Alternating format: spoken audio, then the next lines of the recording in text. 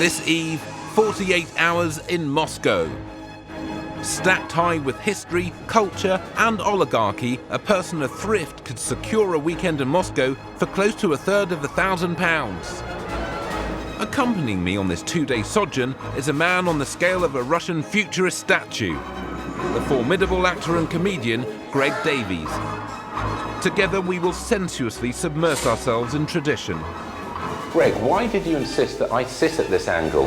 Ingest the local culture. Now we're talking. And breakfast like bandits. Oh, that is strong. What better television is there than two men pressing buttons?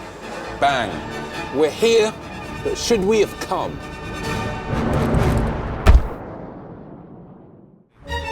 To visit Moscow, you need to apply for a visa, which involves a whole fountain of faff.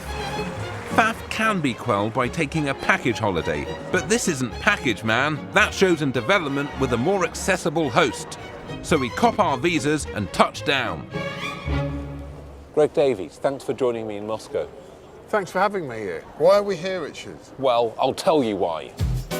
Moscow dropped onto the world scene about a millennium ago, and it's been invaded, besieged or revolutionised at least once a century ever since. It was recently voted the most unfriendly city in the world, which immediately endears me to it.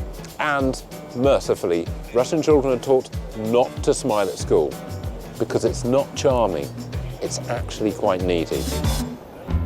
Our first destination is Red Square. Oft described as the heart of Moscow and even all Russia, it's been the scene of May Day parades, public executions and, chillingly, a Shakira concert. Well, Greg, we're in Red Square. We are. How do you feel? I feel powerful. You look powerful. Thank you very much. I feel strangely at home. I am Russian by height. Yeah. The Russian word for red, Krasny, originally meant beautiful and has only come to mean red in more recent times. Looming large is the 15th century fortified complex known on the street as the Kremlin, and therein lies the presidential pad. It's mightily impressive. It's very macho. We've got the Goom, which now isn't even the biggest department store in Moscow. I was surprised it was a department store at all. I know. I thought it would be an austere military building, but it's for clothes. It's alarmingly wide. That's St. Basil's. St. Basil's Cathedral was built in the 16th century during the reign of Ivan the Terrible, whose name limits interpretation of his character. Red Square also allows you access to the Russian History Museum and Lenin's tomb, making it a sound opening salvo for the tourists looking to ram a whole case of culture down their gullet. I like it. I like it here. Pretty much within 20 seconds, we've taken in all we need to take in.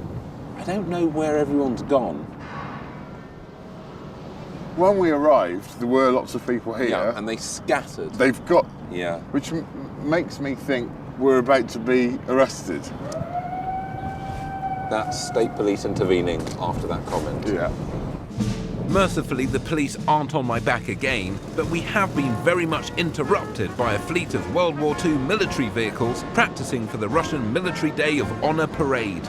So, like the decrepit tanks we are, we make a tactical retreat.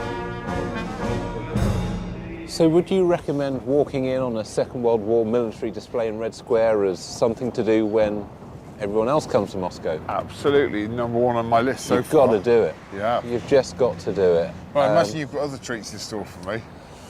Yes, they also have a martial undertow. Let's go and investigate them.